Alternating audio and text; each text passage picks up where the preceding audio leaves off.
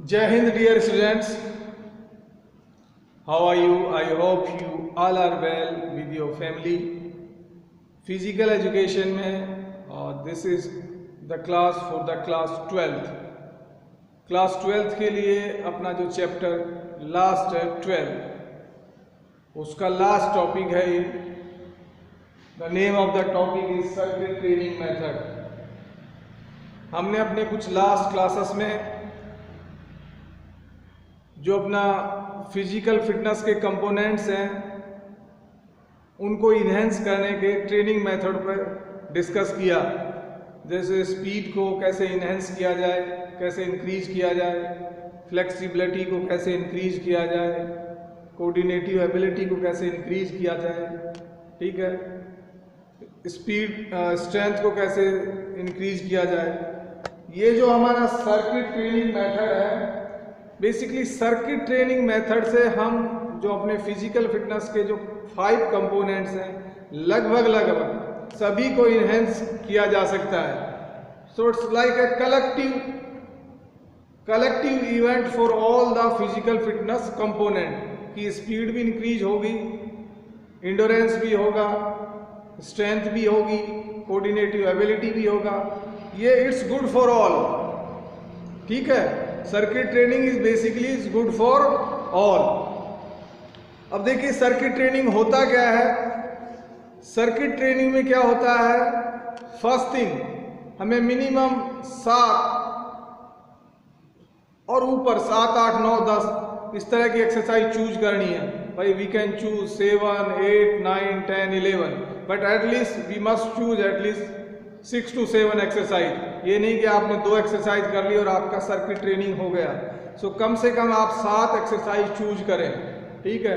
8 भी कर सकते हैं, 9 भी कर सकते हैं, 10 भी कर सकते हैं. It's depend upon your capacity and it's depend upon कि आप कितना आज बेसिकली मेंटली सोच के आए हैं कि मुझे कितनी एक्सरसाइज करनी है, कितना आप प्लान करके आए हैं.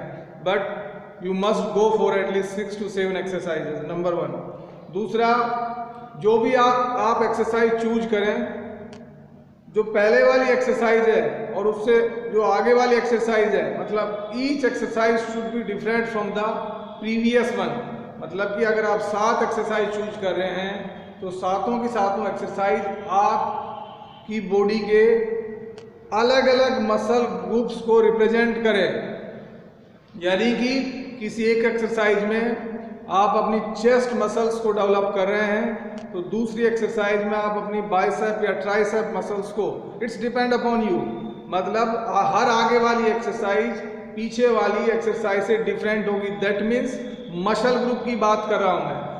सो इसका सीधा सा मतलब ये होता है कि जब आप सर्किट ट्रेनिंग खत्म करेंगे, इसका मतलब आप सारी की सारी एक्सरसाइज कर खत्म हो जाएंगी तो आपका लगभग जो बॉडी का पूरी बॉडी का एक्सरसाइज हो जाएगा. इन अदर वे मतलब जो पूरी बॉडी में जो मेजर मसल्स ग्रुप है उन सब की एक्सरसाइज हो जाएगी. उसी को हम कहते हैं सर्किट ट्रेनिंग. और आगे सर्किट ट्रेनिंग में क्या ध्यान देने वाली बात है कि circuit training once you started the exercise, like पहली एक्सरसाइज, दूसरी एक्सरसाइज, तीसरी एक्सरसाइज, लाइक दैट आपको रेस्ट नहीं लेना है. You should be continue. आपको सर्किट ट्रेनिंग में रेस्ट नहीं लेना है कि जब तक कि आपका सर्किट पूरा ना हो जाए. सर्किट सबसे ही हम जान सकते हैं कि सर्किट का मतलब क्या होता है. जैसे सर्किट को हम कह सकते हैं कि भाई कोई चीज़ हमने शुरू करने के बाद हम करते जा रहे हैं और लास्ट में वापस वहीं पे आके खत्म कर रहे हैं, तो उसी को हम कहते हैं सर्किट ट्रेनिंग में. जैसे हम बिजली की बात करते हैं, पावर की बात करते हैं, तो उसमें भी सर्किट होता है ना, पढ़ा होगा आपने फिजिक्स में. सो आज हम जानेंगे सर्किट ट्रेनिंग को. सो पहली चीज़ क्या बताई मैंने कि जो सर्किट ट्रेनिंग है, ये जो जितना भी बॉडी में मेजर मसल ग्रुप है उन सब के लिए अच्छा है. दैट मीन्स जो फिजिकल फिटनेस कंपोनेंट्स हैं उन सभी के लिए अच्छा है. तो चलो शुरू करते हैं. देखिए, लेट अस से एक एथलीट या हमारी क्वेश्चन यहाँ पे, हमने सबसे पहले सर्किट ट्रेनिंग में क्या चूज की, जंपिंग एक्सरसाइज चूज किया. क्या एक्सरसाइज चूज की, जंपिंग. अब जंप हम कितने लेंगे, एक तो होता है ड्यूरेशन, या तो आप ड्यूरेशन डिसाइड कर लें कि मैं जंप करूंगा वो मिनिमम, देखिए मिनिमम 30 सेकंड आपको एक्सरसाइज करनी है, तो या तो आप ड्यूरेशन चूज कर लेंगे 30 सेकंड या 40 सेकंड या 1 मिनट, मतलब मिनिमम ड्यूरेशन आपकी 30 सेकंड हो इस एक्सरसाइज में एक स्टेशन पे, and maximum you can go for 2 minutes. So अगर आप जंप कर रहे हैं तो आप या तो ड्यूरेशन ले लें कि भाई मैं 60 सेकंड ले रहा हूँ या 1.5 मिनट्स ले रहा हूँ, इट्स डिपेंड अपॉन यू। और एज पर ड्यूरेशन आप अपने जंप ले लें कि मैं 100 या 150 या 50 जंप लगाऊंगा। ओके, सो सबसे पहला हमारा एक्सरसाइज सर्किट ट्रेनिंग में इट्स डिपेंड अपॉन अस, ऐसा नहीं कि आप सबको जंप ही करना है। मैंने क्या बताया कि हमको इसमें वेरियस एक्सरसाइज चूज करनी है, and that depend upon on our plan, that depend upon on our wish. You are not bound to carry out any specific exercise. Only thing कि on the completion of the circuit जो भी जितनी भी exercise की वो पूरी body के जो मेजर मसल ग्रुप हैं उनको इन्वॉल्व करें, ये इसका की फंडा है। तो यहाँ हम जंप लगा रहे हैं, मैंने जंप के लिए बताया कि आप ड्यूरेशन चूज करते हैं या नंबर ऑफ जंप डिसाइड कर सकते हैं कि आपको कितने करने हैं। अब देखिए जब हम जंप लगा रहे हैं तो हमारा ज़्यादा इन्वॉल्व कहाँ हो रहा है, हमारी टांगों का हो रहा है। साथ ही साथ हम जंप में देखिए जंप के लिए या तो हम स्कीपिंग रोप ले सकते हैं जिसको हमें हाथ में होल्ड करना है, जिसको रोटेट करना है like that. So if you doesn't have the skipping rope we can do the jumping without the skipping rope, ठीक है। सो अगर आप स्कीपिंग रोप ले रहे हैं तो वेल एंड गुड, अगर आपके पास नहीं है तो भी कोई बात नहीं। तो जब आप जंप करेंगे तो आपकी काल्व मसल्स यूज होंगी, थाई मसल्स यूज होंगी मेजरली, मतलब जहाँ पे ज़्यादा स्ट्रेस आ रहा है। साथ ही साथ अगर आपके पास स्कीपिंग रोप है आप उसका यूज करेंगे तो उसको रोटेट करेंगे तो आपका शोल्डर का इन्वॉल्वमेंट होगा। सो यहाँ पे हमने जिन मसल्स का यूज मैं आपको इसलिए बता रहा हूँ कि आपको मालूम चल जाए कि कौन सी मसल्स का यहाँ पे यूज हो रहा है। तो जंपिंग में हमारी थाई मसल्स, क्वाड्रिसेप्स जिसको बोलते हैं, ठीक है, या फिर हमारी काल्व मसल्स इनका यूज हो रहा है। साथ ही साथ हमारी जो शोल्डर्स मसल्स हैं उनका भी यूज हो रहा है। ये हमारा पहला स्टेशन था, अब हम दूसरे स्टेशन पे जाएंगे। देखिए दूसरे स्टेशन का मतलब ये नहीं है कि दूसरा स्टेशन हमारा 100 मीटर दूर है या 1 किलोमीटर दूर है।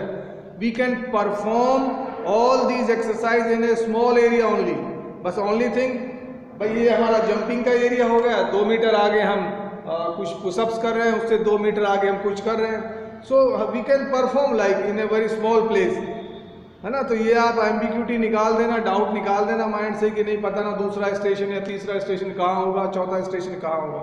ये तो एक जस्ट आपको बताने के लिए। तो हम नेक्स्ट स्टेशन पे गए पुशअप्स।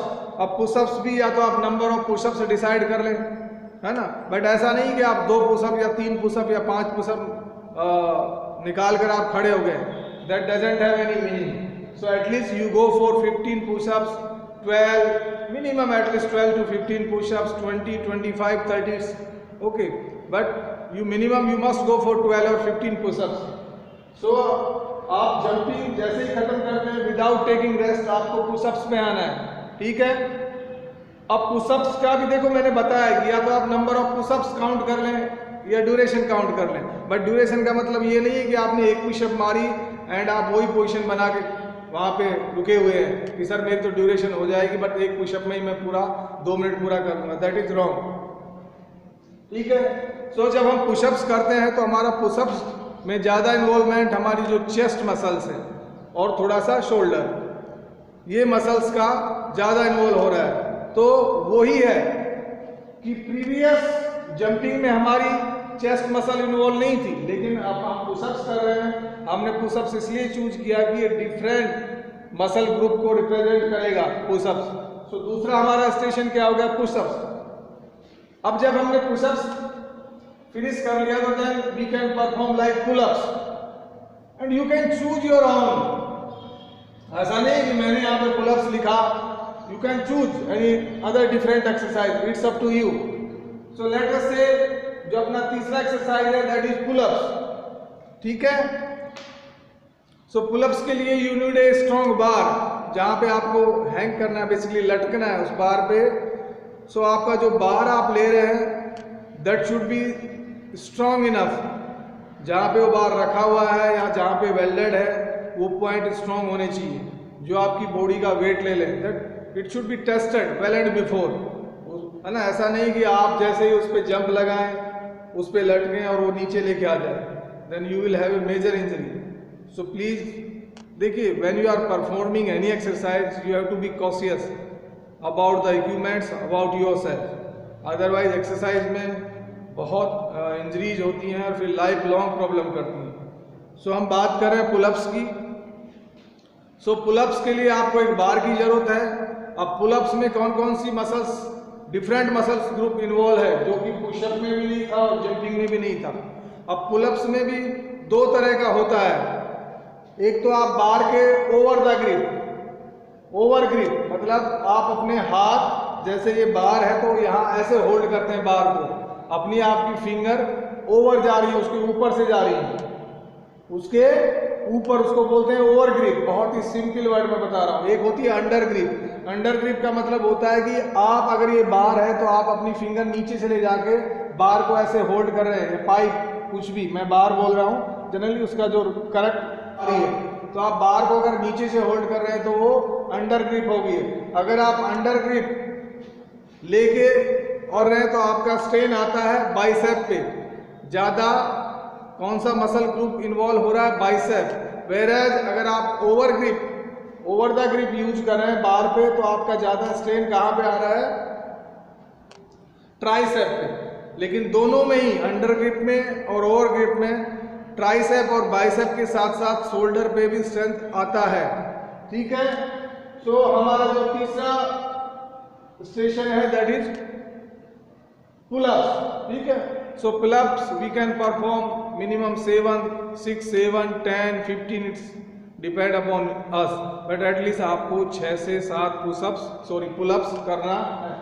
तो ये हमारा तीसरा हो गया। नेक्स्ट हम alternate toe touching. Alternate toe touching. So alternate toe touching बहुत ही सिंपल एक्सरसाइज है। We doesn't need any equipment for this. हमें केवल अपनी वाइड लेग्स को वाइड ओपन करना है and then alternate toe touching with alternate hand, मतलब हम राइट हैंड से लेफ्ट टो को टच करेंगे और लेफ्ट हैंड से राइट टो को टच करेंगे, but you have to open your both legs. ठीक है। And you have to look front, ये आपकी पोजीशन रहेगी। ऐसे हम हाथ घुमाते हैं ना, but all the exercise to be done without giving any jerk. Jerk या जर्की मूवमेंट किसी भी एक्सरसाइज में नहीं लेना है। Okay. And make sure you have to warm up before carrying out this circuit exercise. आपको वार्म अप भी होना है। सो नेक्स्ट हमने ले लिया अल्टरनेट टो टचिंग। अब अल्टरनेट टो टचिंग में भी आप या तो ड्यूरेशन ले लें मिनिमम 30 सेकेंड, मैक्सिमम 2 मिनट्स, या आप नंबर ऑफ काउंट कर लेंगे कितनी बार आपको टो टच करना है। ठीक है। सो अल्टरनेट टो टचिंग में बेसिकली ये फ्लेक्सिबिलिटी के लिए हो गया, आप अपनी ट्रंक को रोटेट कर रहे हैं। ठीक है। नेक्स्ट आपका जो एक्सरसाइज स्टेशन है that is curling. Curling with road end plate. Curling का मतलब होता है जैसे ये डंबलिंग हम करते हैं, हम डंबल से भी कर सकते हैं, बट बेस्ट होगा if you have the rod and weight on each side, curling जिसको बोलते हैं। सो कर्लिंग में जो वेट आप चूज कर रहे हैं you can choose as per your capacity. आप हर एक साइड में बार के 10 kg भी ले सकते हैं, 15 kg भी ले सकते हैं। It's depend upon you. If you doesn't have the bar you can take the dumbbells. So आपको कर्लिंग करना है। तो कर्लिंग बेसिकली होता है प्योरली बाइसेप्स के लिए। कर्लिंग किसके लिए होता है? बाइसेप्स के लिए। ठीक है। ओके। कर्लिंग के बाद हमारा जो नेक्स्ट सेशन है स्क्वाट। स्क्वाट के लिए we can perform the squat even without bar and weight, but आप कैसे कर रहे हैं, आपकी क्या बेसिकली रोज आप एक्सरसाइज कैसे करें, what is your plan, it depend upon you. If you want to do the squats without any bar and weight you can perform. Squat का मतलब होता है ये उठक बैठक जिसको हिंदी में कहते हैं, उठना और बैठना। ठीक है। But I will suggest it's much effective when we are like doing with the weights. लेकिन आपने कभी वेट यूज नहीं किया and suddenly you are using the weight, that is wrong. Weight को आपको तभी प्रैक्टिस में लाना है when you are used to. ठीक है। So we can do the squat with the help of the bar and weight on each sides, but you have to be cautious in that, because जब भी आप weight use कर रहे हैं, you have to be, आपका जो position है that should be firm होना चाहिए, है ना। ये नहीं कि आप स्लिप हो रहे हैं, इधर उधर गिर रहे हैं, बैलेंस बनाना है, ठीक है। तो स्क्वाट अगर हम कर रहे हैं तो स्क्वाट्स हमारी थाइज मसल्स के लिए अच्छा होता है, ठीक है। तो squat you can do 15, 12, 20, it's up to you, और या फिर आप टाइम ले लें कि 2 मिनट तक आपको स्क्वाट करने हैं, ठीक है। नेक्स्ट एक्सरसाइज आप ले रहे हैं बेंच प्रेस। अब बेंच प्रेस के लिए भी आपने देखा होगा, बेंच प्रेस वो होता है जो हम बेंच पे लेटते हैं, हमें एक बार की ज़रूरत होती है, वेट्स की ज़रूरत होती है, एक स्पेसिफिक लाइक बेंच होती है, ठीक है, क्योंकि हमें वेट्स को उठाना है, पहले हम वेट्स को रखते हैं फिर हम उठाते हैं। बट ये जितने भी बेंच प्रेस हैं या स्क्वाट हैं, we need helper for these exercise. Pushups और पुलअप्स के लिए हमें हेल्पर की ज़रूरत नहीं है, बट बेंच प्रेस और यहाँ पे अगर हम स्क्वाट्स की बात करें तो इनमें हमें हेल्पर या कोच या कोई भी हमारा जो ट्रेनर है उसकी ज़रूरत है, ठीक है। सो हम बेंच प्रेस कर सकते हैं। तो बेंच प्रेस देखिए, रिपीटिशन का जो ध्यान रखना है बहुत ज़रूरी चीज़ है। ऐसा नहीं कि आपने 2 बेंच प्रेस मारे और उसके बाद रख दिया रोड को, नहीं, कम से कम आपको, जिसको बोलते हैं ना रिपीटिशन, मतलब 12 बार 10 बार, ये तो मिनिमम है, मिनिमम लेवल है, 10 बार 12, 15 टाइम्स आपको रिपीटिशन लेना है। तो ये हो गया अपना बेंच प्रेस। फाइनली हम सिटअप्स करते हैं, जो कि हमारा 8वां स्टेशन है। सिटअप्स में भी कई टाइप होती है। एक तो होती है हम अपने लेग को बेंड करके सिटअप कर सकते हैं, दूसरा हम अपने लेग्स को स्ट्रेट करके सिटअप्स कर सकते हैं। सो सिटअप्स जनरली बेसिकली होता है अपनी एब्डोमेन मसल्स के लिए, पेट की मसल्स के लिए होता है, एब्डोमेन मसल्स के लिए, ठीक है। लेकिन एब्डोमेन्स में भी अपर जो मसल्स हैं या लोअर एब्डोमेन के डिपेंड अपॉन कि हम कौन सा सिटअप्स कर रहे हैं, ठीक है। Okay, so finally we can do the situps. तो सिटअप्स भी हमें एटलीस्ट 15, 20, 30, 40 जितना हमारी कैपेसिटी उतना करें, बट मिनिमम एटलीस्ट 15 सिटअप्स करना है। सो अगर आपने देखा यहाँ पे हमने 1, 2, 3, 4, 5, 6, 7 और 8, हमने 8 तरह की एक्सरसाइज की, और हर एक्सरसाइज पहले वाली एक्सरसाइज से डिफरेंट मसल ग्रुप को रिप्रेजेंट करता है। यानी कि पूरा सर्किट जब हमने किया तो हमारी पूरी बॉडी का एक्सरसाइज हो गया, यानी कि बॉडी में जितना मेजर मसल ग्रुप है उन सब का इन्वॉल्वमेंट इस एक्सरसाइज में हो गया। दैट मीन्स सर्किट ट्रेनिंग जो फिजिकल फिटनेस के जो कंपोनेंट्स हैं सारे के सारे उन सब के लिए अच्छा है, चाहे वो स्पीड हो, स्ट्रेंथ हो, कोऑर्डिनेटिव एबिलिटी हो, फ्लेक्सिबिलिटी हो, ठीक है, सभी कंपोनेंट्स के लिए अच्छा होता है। यही है सर्किट ट्रेनिंग।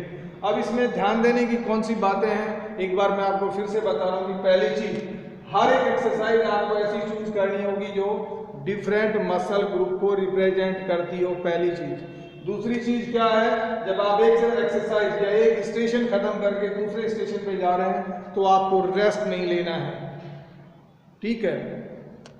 तीसरी चीज, या तो आप ड्यूरेशन डिसाइड कर लें एज पर द एक्सरसाइज, या आपको रिपीटिशन डिसाइड करना है।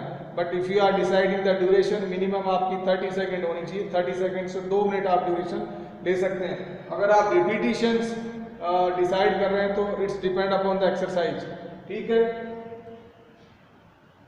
चौथी चीज, ये जो आप जब आप सर्किट ट्रेनिंग कर रहे हैं तो आप पहले प्रॉपर वार्म अप करें।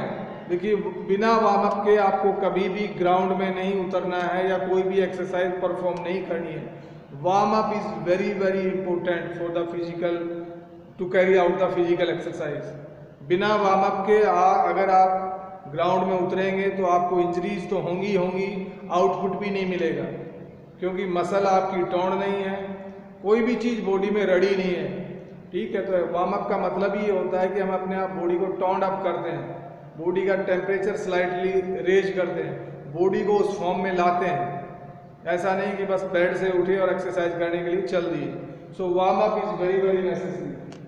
अगली चीज, जब आप इक्विपमेंट्स का यूज कर रहे हैं जैसे कि बेंच प्रेस या squat, please do not do alone, take the help of your partner और कोच और ट्रेनर, ओके। स्पेशली जब आप इक्विपमेंट्स का यूज कर रहे होते हैं तो do not carry out the exercise alone, ठीक है। सो ये सारे के सारे ध्यान देने की इसमें बात। अब हम बात करते हैं advantage of the circuit training. Circuit training के क्या फ़ायदे हैं? देखिए, एडवांटेजेस काफ़ी हैं, डिसएडवांटेजेस बहुत कम हैं। सबसे पहले एडवांटेजेस तो है, it is the best method for beginners. Why? As it develops all the components of physical fitness. जो बिगिनर्स हैं, जो बेसिकली एक्सरसाइज जिन्होंने शुरू की है रिसेंटली, और अगर वो सर्किट ट्रेनिंग के थ्रू एक्सरसाइजेस कर रहे हैं तो उनके लिए बेस्ट है। क्यों बेस्ट है? क्योंकि जो फिजिकल फिटनेस के जितने कंपोनेंट्स हैं वो सारे के सारे यहाँ पे स्ट्रेंथन हो रहे हैं, इनहेंस हो रहे हैं। ठीक है। अब बिकॉज बिगिनर्स हैं, अगर वो विदाउट सर्किट ट्रेनिंग एक्सरसाइजेस करेंगे तो हो सकता है किसी एक ही स्पेसिफिक मसल ग्रुप का वो रोज़ एक्सरसाइज कर रहे हों। कई बार ऐसा होता है, जनरली ऐसा देखने को मिलता है कि कुछ लोग हैं या कुछ स्टूडेंट्स हैं, जब वो एक्सरसाइज शुरू करते हैं बिगिनिंग में तो वो रोज़ बेंच प्रेस ही मार रहे हैं या रोज़ पुशअप्स ही मार रहे हैं, पुशअप्स ही मार रहे हैं। दैट मीन्स उनका बॉडी का एक ही मसल ग्रुप इन्वॉल्व है। सो वो एक मसल ग्रुप तो डेवलप हो जाता है और बाकी मसल्स डेवलप नहीं होती, तो कई बार बॉडी का शेप कुछ अजीब सा लगता है। तो आई थिंक बिगिनर्स के लिए बेस्ट है। बेस्ट इसीलिए है कि इसमें पूरी बॉडी इन्वॉल्व है, यानी कि पूरी बॉडी का जो मेजर मसल ग्रुप हैं वो इन्वॉल्व हैं, तो उनके लिए बेस्ट हो गया। दूसरा क्या हो गया? अ सिंगल पर्सन और coach can control all the students. अब देखिए, इसमें जो जितनी सारी एक्सरसाइज हैं वो एक थोड़े से स्पेस में हो रही है सारी की सारी। अगर कोई एक कोच है या एक सिंगल आदमी है, वो अकेला सबको सुपरवाइज कर सकता है एट ए टाइम, बहुत आसानी से वो इजीली सबको सुपरवाइज कर सकता है। ये भी इसकी एडवांटेज होगी ना। मान लो अब एक आदमी को एक कोच या एक ट्रेनर सुपरवाइज करेगा तो 10 लोगों के लिए 10 की ज़रूरत होगी, लेकिन यहाँ पे एक ही व्यक्ति कई सारे स्टूडेंट्स को या कई सारे एथलीट्स को वो इजीली सुपरवाइज कर सकता है। ये दूसरी एडवांटेज होगी। तीसरी, 5 और 10 students can be trained at the same time. ये भी सेकंड पॉइंट से रिलेटेड है कि भाई अगर हम 5 स्टेशन चूज कर रहे हैं, यानी कि हम 5 एक्सरसाइज चूज कर रहे हैं, तो हम 5 स्टूडेंट्स को इन्वॉल्व कर सकते हैं। अगर हम 10 एक्सरसाइज चूज कर रहे हैं तो हम 10 स्टूडेंट्स को इन्वॉल्व कर सकते हैं। यानी कि एक एक्सरसाइज पे एक स्टूडेंट्स, अब मान लो अब हमने जो एग्जाम्पल लिया था उसमें 7 एक्सरसाइज चूज की थी, तो उस केस में 7 स्टूडेंट्स, 7 एथलीट अपने अपने स्टेशन पे खड़े हो जाएं, एक साथ वो एक्सरसाइज परफॉर्म करें, एक साथ उनकी एक्सरसाइज खत्म हो जाए, फिर वो शिफ्ट हो जाए अगली एक्सरसाइज पे। तो इसका सीधा सा मतलब ये है कि जो कोच है एक बार में, जैसे अगर 5 स्टेशन है या 7 स्टेशन है या 10 स्टेशन है, एज पर द स्टेशन वो उतने स्टूडेंट्स को सुपरवाइज कर सकता है, वॉच कर सकता है, ट्रेन कर सकता है। ठीक है, ये होगी इसकी तीसरी एडवांटेज। अगली एडवांटेज क्या है? Does not create boredom. भाई देखिए, एक ही चीज को अगर हम रोज रोज करते हैं, बार बार करते हैं, तो हमें एक बोरियत आ जाती है, और बोरियत जब आ जाती है तो या तो हम उस चीज को करने का मन नहीं करता है, या बोलते ना बेमन से करते हैं हम, एक तरह का जो एक एक्साइटमेंट होता है वो नहीं होता। बट यहाँ पे सारी एक्सरसाइज एक दूसरे से अलग है, अलग अलग मसल ग्रुप को रिप्रेजेंट कर रही है। सो यहाँ पे एक बोरियत नहीं आती। जो करने वाला है, जो एथलीट है, जो स्पोर्ट्स पर्सन है, वो बोर नहीं होता, क्योंकि डिफरेंट एक्सरसाइज हैं। तो ये भी एक बहुत बड़ी एडवांटेज है। नेक्स्ट है maximum involve of muscles in a single circuit. ये एक तरह एक ही पॉइंट को बार बार इन्होंने तोड़ मोड़ के लिखा है कि भाई एक ही सर्किट में हमारी जो मैक्सिमम मसल्स का इन्वॉल्वमेंट हो रहा है, तो अच्छी बात है ना कि हमने एक सर्किट किया आज, लेकिन पूरी बॉडी की एक्सरसाइज होगी, थाई की भी होगी, शोल्डर की भी होगी, एब्डोमेन की भी होगी, चेस्ट की भी होगी, बैक की भी होगी। ठीक है, सो मतलब जैसे हमने सर्किट खत्म किया, पूरी बॉडी की एक्सरसाइज हो गई। सो ये भी इसकी एडवांटेज हो गई। अभी हमारा आज की क्लास का जो लास्ट टॉपिक है सर्किट ट्रेनिंग से रिलेटेड है कि points to be considered before circuit training. कौन से पॉइंट्स या कौन सी चीज़ आप दिमाग में रखेंगे सर्किट ट्रेनिंग शुरू करने से पहले। ऑलरेडी मैंने आपको बता दिया, खाली रिपीटिशन है, कुछ नहीं है। पहली चीज़ है number of repetition at each station. आप पहले से डिसाइड कर लेंगे कि हर स्टेशन पे, हर स्टेशन का मतलब है कि हर एक्सरसाइज के आप कितने रिपीटिशन करेंगे। फॉर एग्जाम्पल अगर आप बेंच प्रेस मार रहे हैं तो कितने बेंच प्रेस मारने हैं ये आप पहले से डिसाइड कर लेंगे। लेकिन इसमें जो मिनिमम ऐसा नहीं कि 1 या 2 या 3 बेंच प्रेस मार के आप खड़े हो गए। तो number of repetitions at each station, ये ध्यान देने की बात है, आपको पहले से ही डिसाइड कर लेने हैं। दूसरा, different exercise from the previous exercise. मैंने आपको पहले ही बता दिया कि हर एक स्टेशन पे जो एक्सरसाइज आप करेंगे वो पहली वाली एक्सरसाइजों से डिफरेंट होनी चाहिए, यानी कि उसमें डिफरेंट मसल ग्रुप इन्वॉल्व होगा। Next, no rest should be taken. आपको once you started the circuit training, जब तक कि आपका सर्किट ट्रेनिंग पूरा नहीं हो जाता आपको रेस्ट अलाउड नहीं है। आप एक स्टेशन को ख़त्म करें, दूसरे स्टेशन पे जाएं, फिर तीसरे स्टेशन पे जाएं, बट आपको रेस्ट नहीं लेना है।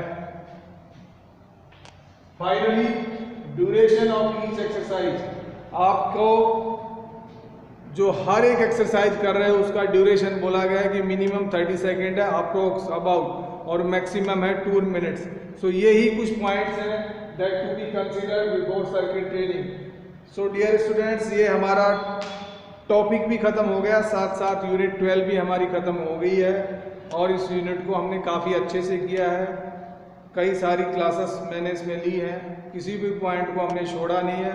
Now it's up to you, whether आप your just skipping yourself या इग्नोर करें या आप इसको ठीक से पढ़ रहे हैं, ये आपके ऊपर है।